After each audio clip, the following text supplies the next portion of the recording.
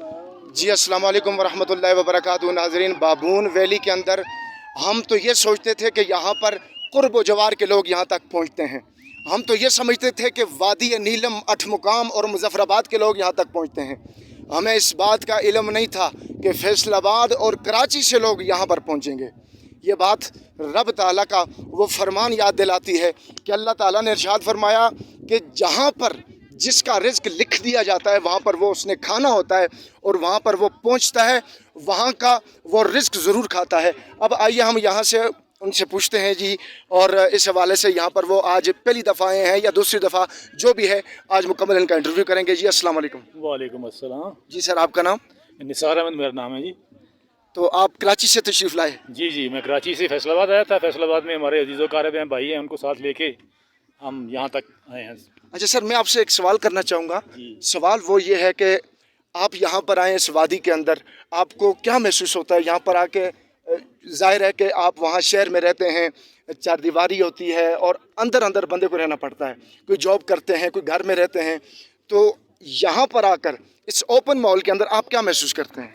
माशाअल्लाह अल्हम्दुलिल्लाह, ऐसे माहौल में आके बड़ी खुशी होती है और अपने मुल्क की खूबसूरती देख के वाकई याद आता है कि अल्लाह ताला ने पाकिस्तान को बहुत खूबसूरत बनाया है।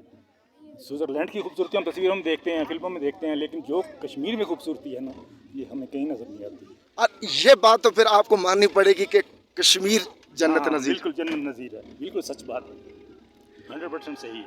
अच्छा, आपकी वाइफ हैं ये साथ आपके? अच्छा, आप ये बताएं कि आप यहाँ पर तशरीफ़ लाई, इससे पहले भी कभी आना हुआ है? हम फर्स्ट टाइम आए। फर्स्ट टाइम आए हैं। और आप क्या महसूस करें, क्या फील कर रहे हैं आप? अब मैं क्या बताऊँ, मैं क्या फील कर रही हूँ। हम तो थक बहुत गए हैं। असल में ना रास्ते बहुत खतरनाक थे, यहाँ से हम लोग थक बहुत गए हैं। आप क्या कहना चाहेंगे सुनने वालों को, देखने वालों? यहाँ के रास्ते सही करवाने चाहिए। यहाँ के रास्ते, यार मैंने जितनी वीडियो की है उसमें रास्तों की ज़्यादा फरमाइश हुई है कि रास्ते यहाँ के बनाए जाएं। जी आपका नाम? मेरा नाम मिसिस शाहिद। अच्छा माशाल्लाह। और यहाँ पर अभी हम इनसे पूछेंगे कि यहाँ पर ये जो खूबसूरती है, यहाँ की जो बर्फ़ है, यहाँ के जो ऊंचे ऊंचे पहाड़ हैं, यहाँ तक पहुँचने में आपको कितनी दुश्वारियों का सामना करना पड़ा? बस वही रास्तों की बात है कि ज़रा अगर वो प्रॉपर सड़क बन जाएगी फिर तो कोई मसला नहीं, लेकिन अभी हम आके इधर वापस जाने का सोच रहे हैं कि कैसे जाएंगे। आपको बहुत परेशानी है? हाँ जी।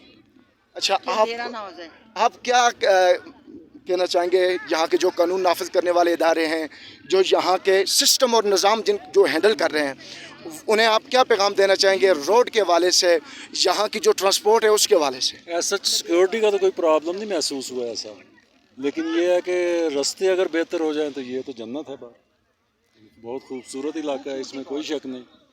खूबसूरती, यहाँ की खूबसूरती मुल्क भर में, अगर यूँ कहूँ तो बेजाना होगा कि दुनिया भर में वादी कश्मीर को जन्नत नज़ीर का लक़ब भी दिया गया है। और ये इंतहाई खूबसूरत जगह हैं।